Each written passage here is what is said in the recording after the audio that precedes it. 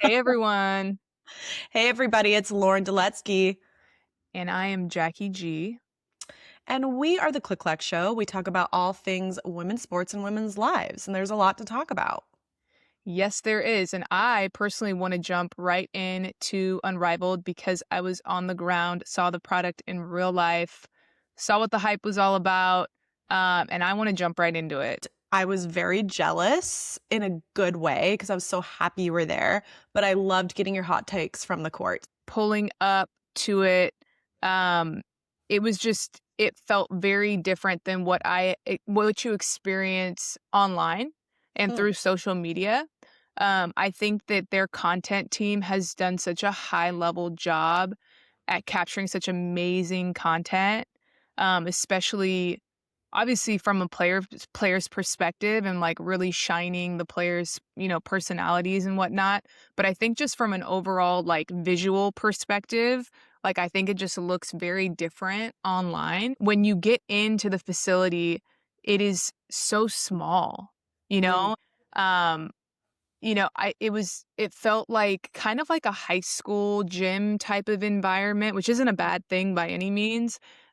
Just very intimate, which is really cool for the fans that get to be there and experience the games because they're so close to the players, which is really amazing. I want to get into like the actual play and the style of the game and like actually seeing the game up close and personal.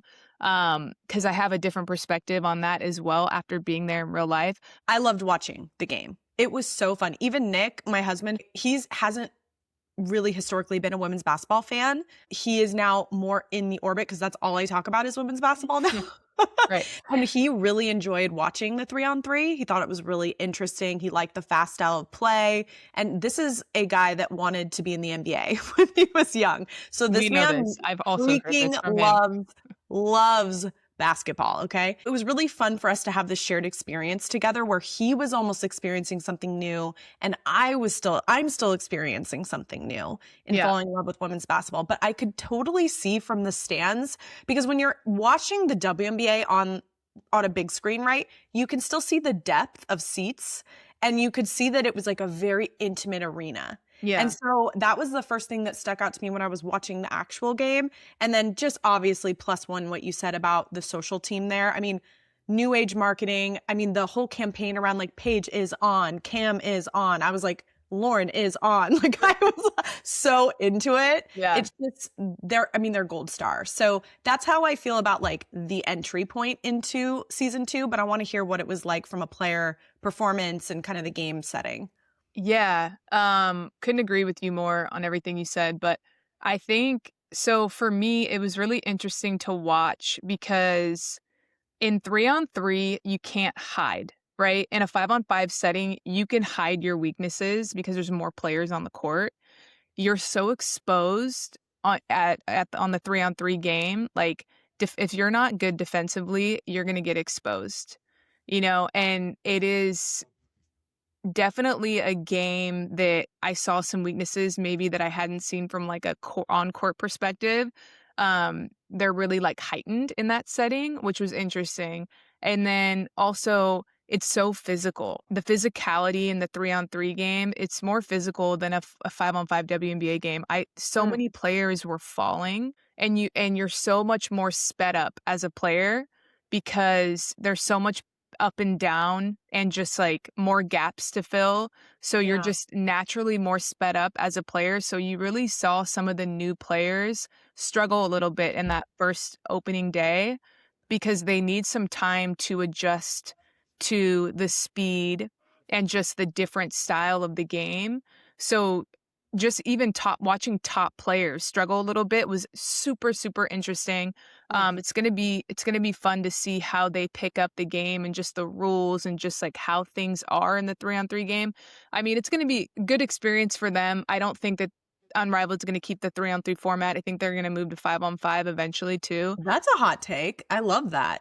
Yeah, I mean, it's been talked about a little bit, but it's just a different game, and I think it's a bit harder on the body too because there's just a lot more movement involved and it's super physical. That's the part I didn't really see like from watching it on TV. Well, I mean, you could see some of that physicality on TV because, I mean, Cam obviously protecting her face with what happened to her in the last game of the W. Wasn't it the last game of the W that she broke her nose?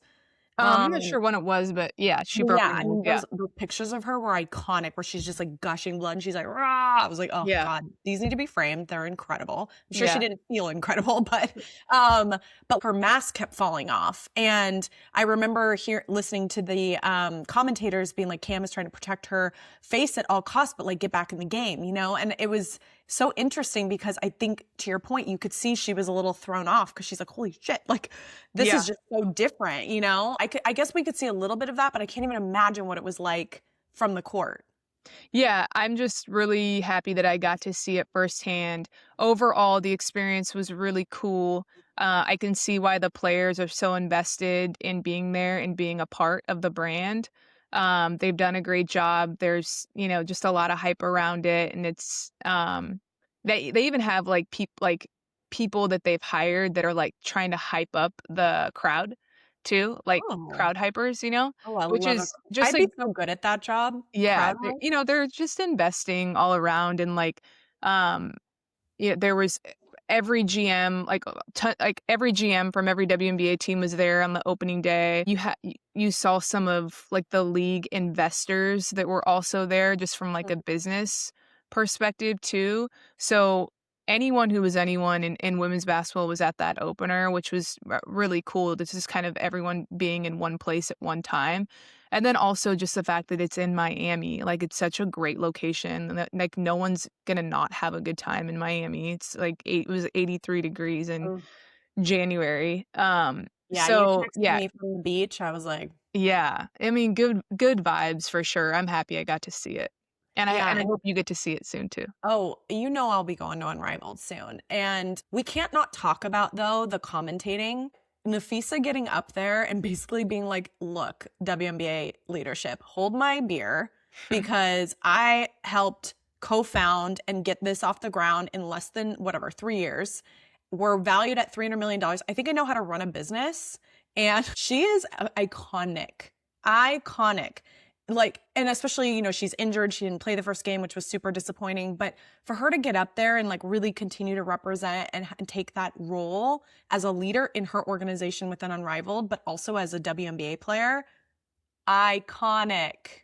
So that's what I'll say about that. Yeah, she's definitely using her platform and being a voice for the players, which is so important. And she's obviously done a really good job. She's made some really bold moves this last year. I would say, like, if I were to define her year 2025 and now coming into 2026, she's just definitely matured and she's become more of a spokesperson for the players in the leagues. Queen Fee. That's all I have to say. Yes. Queen emoji on top of my head. I just want to make one other comment about the commentating. So, obviously, being newer to the game, I don't really know anything still about the game. I'm just learning Hmm. and can see little nuances here and there. When I watch ESPN commentating, it feels like a very different commentating experience than watching what happened at Unrivaled, even from the setup. Yeah. Like, the setup felt so inviting for women. It just felt feminine and cool and different. It was Renee Montgomery, Candace Parker, and then who was the other person on the commentating? I Was it can't remember. was it Lisa Leslie? It might have been Lisa, but anyway, they were just, I mean, I've seen them in ESPN settings together. I've seen them in podcast settings together, but I thought the commentating at Unrivaled was spot. I could follow it, and I just Yeah, that's appreciate great. that Yeah. as a new fan. I really appreciate that. There was one other thing that I did not mention that I don't want to forget to mention. Um, you can also tell from the games some of the players not playing hard, which was a shocker to me, Yeah. right? There's certain players when I was talking about, like, you can be exposed in this 3-on-3 league, like, you could also see when players are kind of being relaxed and taking it easy out there. You don't wanna go into this league getting paid all this money and not play your ass off and play hard, Mm, right? And I that's a good think some reminder. players are kind of going in there like, "This isn't the WNBA, this is just 3 on 3, this is what I'm doing to get paid," and they're kind of, like, relaxed a little bit. So, I did see that, with some players too, which I thought was super interesting. Because 'cause I'm like, you don't want this to turn into, like, like, having like when you watch like an all-star game, they're not playing hard. You don't want it to turn into something like that. So I You know think how I that, felt about that. yeah, for I'm sure. like, where's the defense? What's happening? Yeah, yeah, yeah. So I did see a little bit of that, which was interesting, and I hope that's nipped in the bud for sure. But that's all I want to say.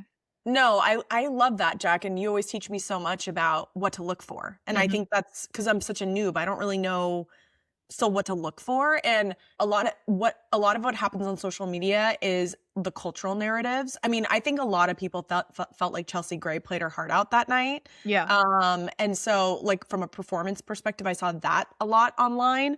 It is also hard to know when you're watching from not from the game itself, like you're watching from TV, because yeah. the angles and how they shoot it, Oh, it's for just so sure. different than the Yeah, real experience. And so I love that you call these things out because when you're at the games, it's just different than when you're absolutely. watching on TV. But that's why I think we need to talk about it across game to screen because these are things not everybody's seeing. Exactly. And there's some players that go out there and play their hearts off and play their butts off. And that's what you want to see as a fan, especially if you really know the game. You want to come in and you want to watch players playing their asses off and just like, yeah, going at it. But Freaking for the hustle. most part, it was that, it's just you could see a little bit more clear the ones that like weren't really there to like bust ass. Okay, before we move on, I want to ask you, what do you think we can all expect from Unrivaled for the remainder of the season? Any just early predictions, anything that you think we should look out for? I would say just continue. They're going to continue to amplify their content with the players and continue to give their players a voice and a platform to be who they are and to express who they are. And I think we're gonna continue to be very entertained in that space. I also think that the competition is going to go up because stakes are higher. There'll be more money involved. Teams want to make playoffs, all the things. So I think that there is going to be a lot more exciting games. There's going to be players that are going to continue to talk shit to each other. So I think just like the competition level is going to continue to rise because Love stakes that. are going to get higher too.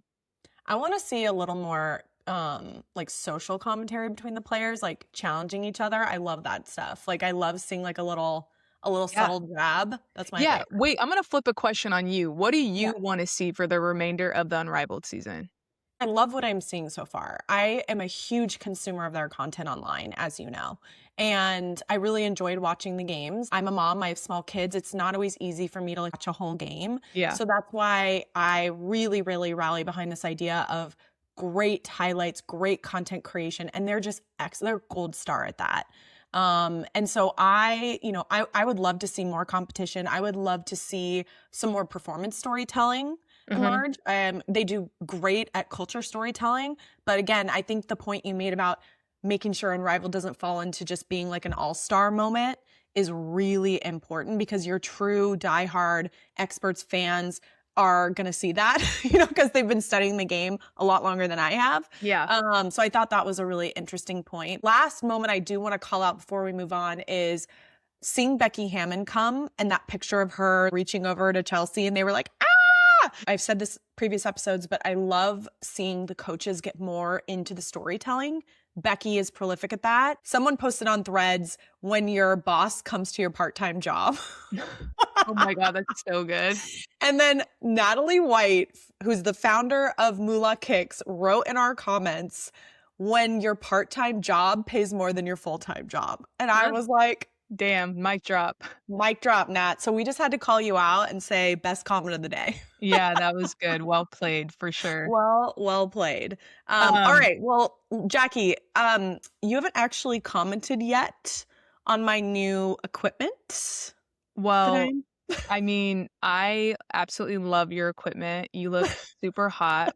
I saw you on FaceTime earlier, so aside from the like recording, I did comment, but not on this podcast yet. But I will That's say, true. yes, super hot. Tell me about these glasses, girlfriend. Okay, so we're taking a little divert from sports.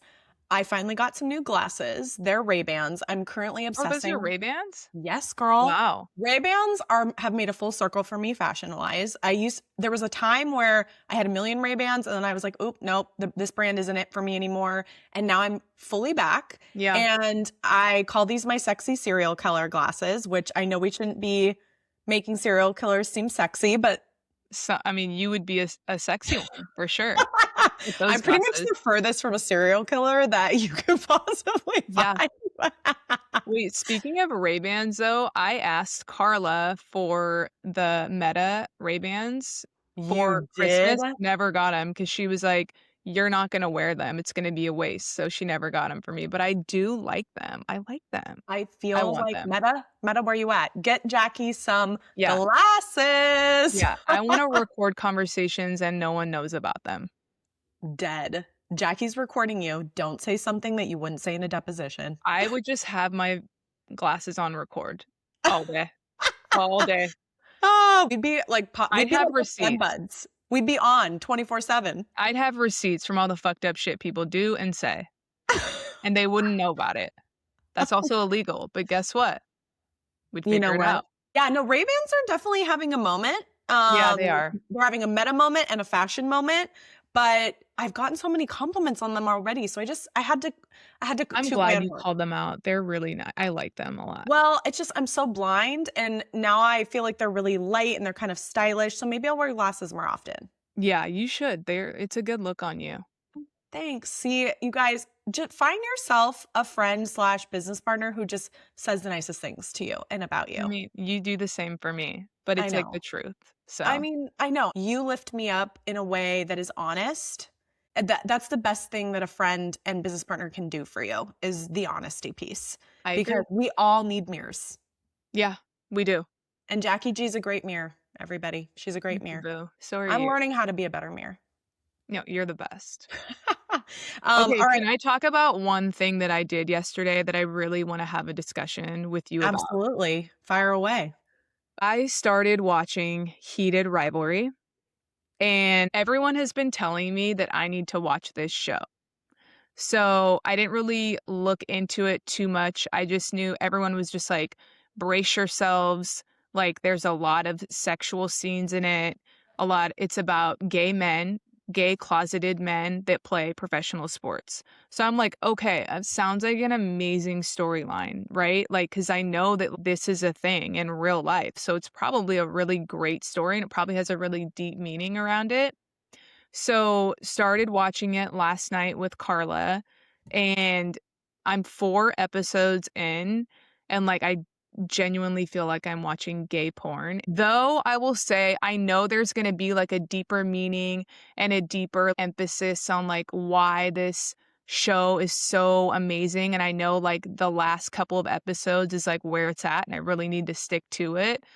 But girl, it's hard to like, it's like sex scene after sex scene, and I'm just like, "Damn," like, I yeah, it's a lot. I get it. There's a lot of male athletes that are closeted and that struggle with this, and I do think that this is probably going to be a show that is going to help and inspire some of these athletes to be truthful and to maybe help them come out, and I think that that is the larger meaning here, and I think that that's so beautiful. I just think the conversation around sexuality is really interesting. And when a show like this, well, let me take a step back. I'm obsessed with Heated Rivalry. I can't not talk about it. My husband is literally like STFU about this show. Did he Can you watch it with you? stop? He didn't, but he said he would because I'm going to rewatch it because, of course, I binged it in like He's gonna be uncomfortable. 2 days. I don't know. I'm Mm. curious to see how he's going to act. But let me just give my quick feedback on it because everyone and their mom is talking about this. It is literally a cultural phenomena. And there's some things from my perspective that I find fascinating. One, when a show can or a piece of media can challenge a cultural norm in a way that truly breaks through with millions to billions of people, everyone needs to talk about that because it is a turning point. And for me, I think in men's sports specifically, because they've been so traditionally like male. I mean, it's a big reason I didn't watch men's sports. So I'm like, I don't see myself here at all. Right. And sexuality, storytelling, romance, like that's a big thing that draws women in to things. Yeah. Like I don't mean to gender it, but it is. That's why this show, The Girls and the Gays, everybody's talking about it because Yeah, it's true.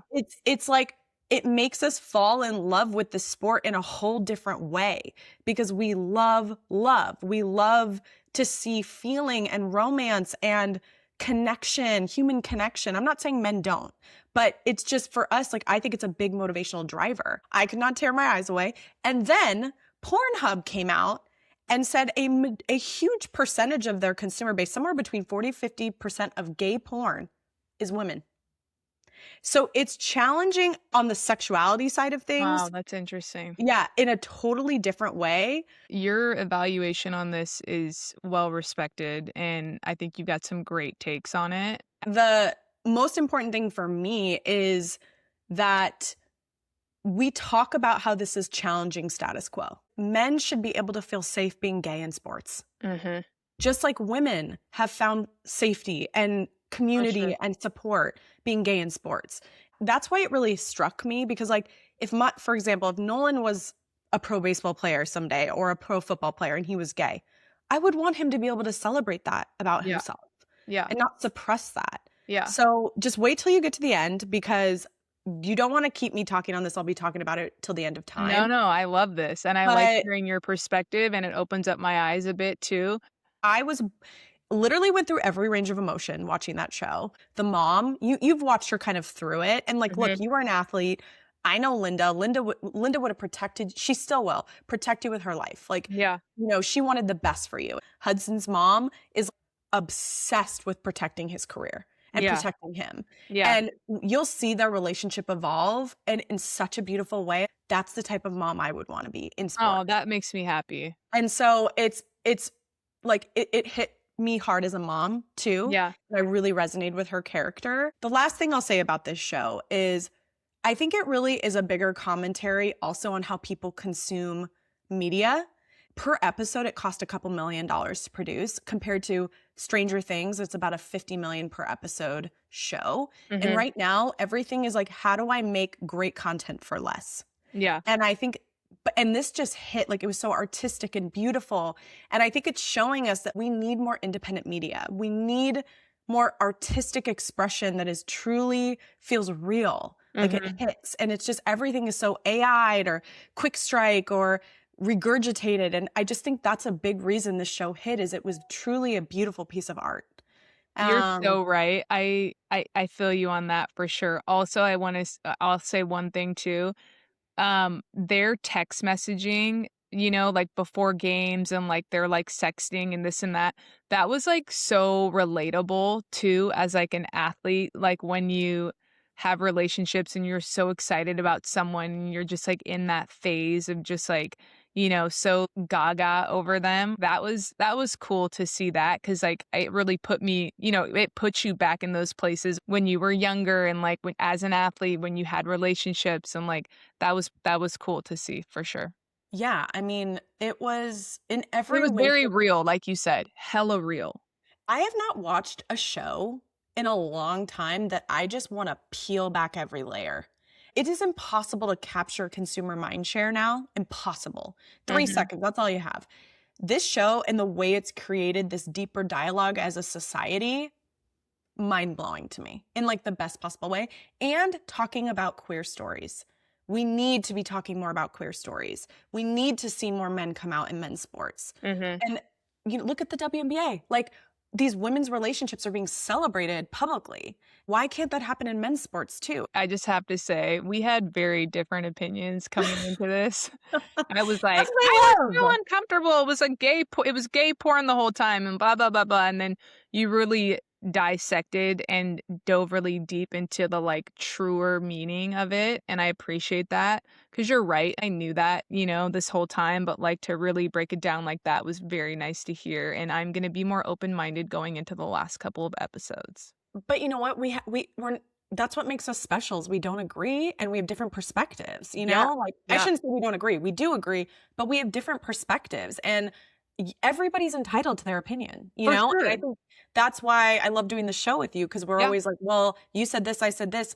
I don't know shit about basketball, and every day I'm like, oh my God, I just learned something new from you. And and I learned so many other things from you, but I think that's the power, right? And I love when media like this creates the opportunity for that dialogue. So absolutely, you're if you haven't, Jacki will watch the last 2 episodes, and we will offline talk about that. But if you haven't watched Heated Rivalry, I know everyone and their mom's talking about it. But just give it a watch. I think everyone will get something out of it, and that's the most important thing. Say less. Love And I'm that. not gonna lie, like I had to go grab a cooling pack after some of those scenes. I was like, I fast forwarded all of them. I did not. Good for you. We did this post that said, "This is how you recruit women to sports in 2023," and it was Travis and Taylor. Mhm. And then below it, it said, "This is how you recruit women to sports in 2026." It was the guys from Heated Rivalry together. And I think there's a significant moment coming up with the Super Bowl, right? Mm. And the NFL has been able to grow their female fan base double digits. And we've talked about this on previous episodes. We've had conversations about the growth of women's football, men's football from a female fan perspective. But with the Super Bowl around the corner, we can't not talk about what are we going to see from female fans and women heading into this moment. There's a few things I think about when I think about the Super Bowl. Halftime show. 100%. Duh. Commercials. Always. Fashion. Yes. Those are what I care about with football. I'm going to be real. Well, let me just jump in here. What I care about is the halftime show. And Bad Bunny is performing. That's the only reason why I want to go to San Jose and watch the Super Bowl is to see Bad Bunny perform. I mean, say less. I'm obsessed with Bad Bunny. I think he is the halftime show we need right now. For sure. Did you watch the Jennifer Lopez halftime series? No. Oh, you have to watch it. What's it called? Halftime. Oh, it's literally called Halftime. Yeah, Okay. and it's about her experience being the halftime performer, whatever Super Bowl that was, but basically they gave her and Shakira the halftime show, and they were two Latino women, but it was the first time that they gave it to two people, basically insinuating that Latino women couldn't do it on their own, so they had to give it to two women. But it was so good. Oh my gosh, you have to watch it. I'm definitely going to watch that before. Yeah. Yeah. But yeah, I mean, I think, look, the Super Bowl, there are women that love watching football. Like my best friend, she loves the Niners. She loves watching football. But I think that where you really captivate that female fan is around kind of the storytelling, and just all of the different ways that you get onto the field. For me, like those are the three things I think about when I think about the Super Bowl.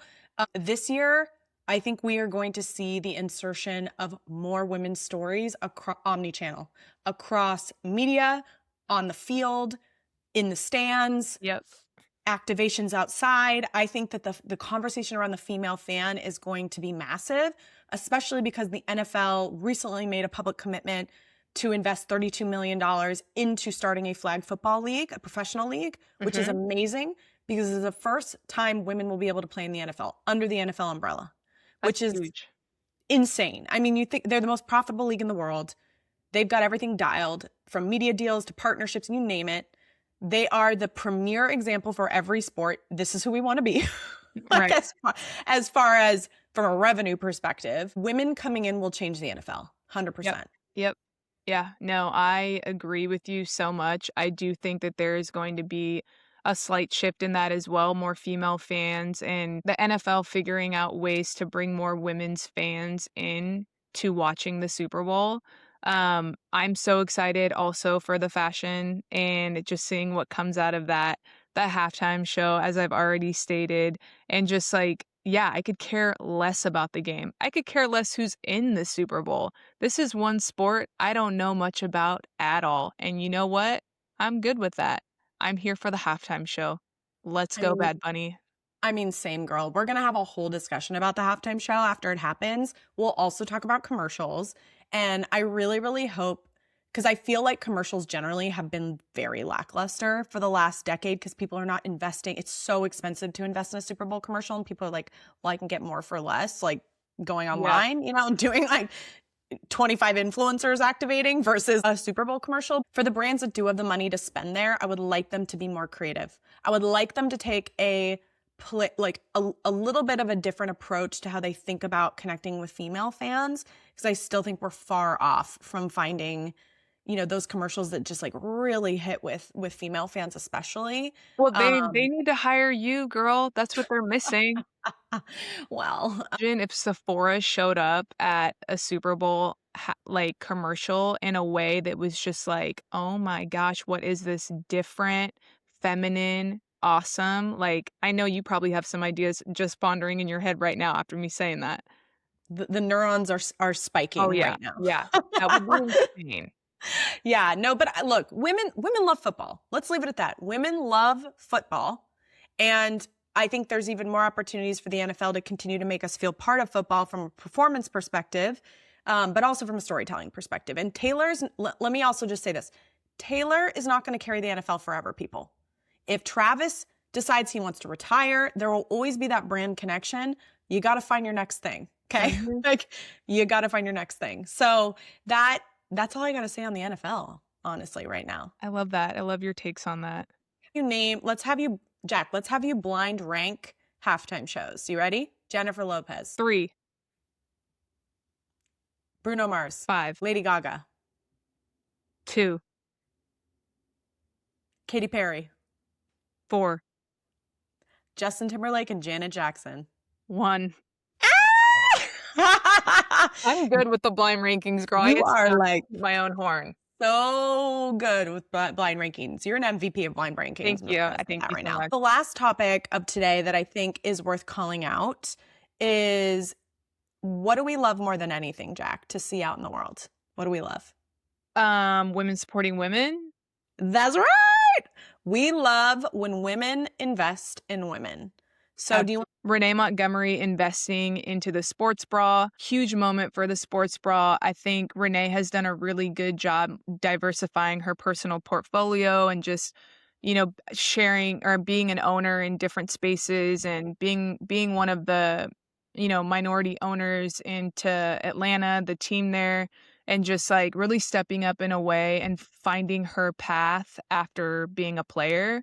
She's definitely one of the trailblazers and some, an athlete, a former athlete that a lot of current athletes should be looking up to. I'm really happy to see that she saw value in the sports bra and just the messaging and everything that they stand for. And I'm glad she put her money where her mouth is and took that leap of faith and is helping out Jenny with the sports bra. Jenny's amazing, and what she's doing and what she's building is so great. I think when we put more capital into the hands of women, only amazing things will happen from Yeah. there. There's still such an opportunity for us to grow more capital for female leaders and building wealth for women, but then also reinvesting that wealth into future women. I mean, Yep. that's our hope, right? Like we want to make hella money doing our business and create generational wealth for ourselves because we work hard and we're good people. But Mhm. also, we want to reinvest that wealth into the next women that have a crazy dream. That's what some women did for us in giving us the chance to imagine and believe in ourselves, right? And there just hasn't been enough of that. So I love seeing that. I also love that Renee isn't investing in such an important part of infrastructure that is not yet big enough, which is women's sports bars. It's definitely a big category. I don't know what the valuation is on it yet. I don't even know if it's been valued as a category yet, but the whole women's sports category is heading into the billions now from an Yeah. evaluation perspective. And I think creating communal places for women to watch is crucial. Yeah. It's crucial. Every single league needs to have some sort of organization that helps bring like watch parties and places where everyone can watch together. So I love that Renee is seeing the potential of that, because there is, for as many, you can throw a stone and hit a creator, right? Anywhere you are in the world, millions, maybe even billions of creators at this point. But what you can't throw a stone and hit is a women's sports bar everywhere. But we should be able to. And those in real life community connections are crucial for our society. Investing in these core areas that have been historically so lackluster as far as opportunity, I think is the way to go. Because Mhm. that's how we're going to get more fans in the door, is by giving more diverse experiences. I'll just piggyback off of that just a little bit Mhm. because in my coach's corner, I was going to talk about women empowering women. So I feel like this is the perfect segue. And I just wanted to say in my coach's corner that you and I have been in this thing for a year now. And I think the way that we support each other and the way that we show up for each other and the way that we speak about each other when the other one is not present is so beautiful and so special, and it's so rare. And my feedback and advice for whoever is listening is to take care of those who take care of you. And if those people are in your corner and truly advocating for you in rooms that you're not in, be good to those people and never lose sight of that, because I know that I have an amazing partner in you, and I think you feel the same, vice versa, and that's just so special, and I wanted to say that. Thank you for saying that. I could not agree more. Find yourself a woman who you know is always in your corner. And Yeah, that's you for me and me for you. The bubbly, all, edited version of Jackie and Lauren on this podcast is actually a lot like how we are in real life, but also we disagree. We have hard conversations. And, I think the other important piece is we will be better for it when women really stand up and are more positive about each other yeah, and not always looking to compete or not always looking to tear down, which is couldn't just agree more. such an issue. Yeah, It's a real gift when you can find somebody who you can see as a mirror, who can yeah, act as your mirror. yeah, And you are my mirror all the time. yeah, I Um, agree. Same. so love that Coach's Corner, Jack. I always really look forward to your Coach's Corners at the end of every episode because you really do have a gift of dissecting human behavior and kind of how to think about life. And especially coming from someone who really had a lot of eyeballs on her, like we Mhm. talk about this. It's like as an athlete, you have a ton of eyeballs on you, especially someone who reached the levels that you reached. But you would never know it because you don't treat people like they're lesser than you. No, And never. that is your greatest gift. And there's so many people that do that. And I just think more Same. athletes could really emulate how you are because there's a lot of athletes that think they're the most amazing thing That since they're the sliced bread. shit. And they are great, but we know that sport is fleeting. Yeah, it sure is, and it's just a one piece of your life. There's so much more outside of, being an athlete, so So much more. Jack, well, there's a lot to look forward to as we head into 2026. We got Super Bowl, we got Unrivaled, we got all kinds of good stuff. So NBA All-Stars coming up. NBA All-Stars coming up. Lot Yeah, to unpack there for sure. yeah, Athletes Unlimited's kicking off. We just started the Love season of volleyball's kicking off. Like it's going to be a beautiful year. Exciting times for Yeah, sure. it's going to be a beautiful year. In the midst of a lot of darkness, there's a lot of light in sports. And so I hope at minimum, if we can get some people who are just struggling with the news to come listen to our podcast and feel a little joy. For anyone that Um, needs Heated Rivalry updates, come here. Before we go, I just want to remind the Clack Pack to please like, comment, and subscribe on all of our channels, which include our new YouTube, Instagram, and TikTok. Go subscribe. We have 1 subscriber right now. Nope, we have 2 because I just recently subscribed. It is a lift to build a YouTube channel, let us tell you, but we're really excited about the future of ours. So we'd love Yep, to have you there. absolutely. Anyways, Jack, I'll see you at lunch soon and I love you. I love you too. Bye.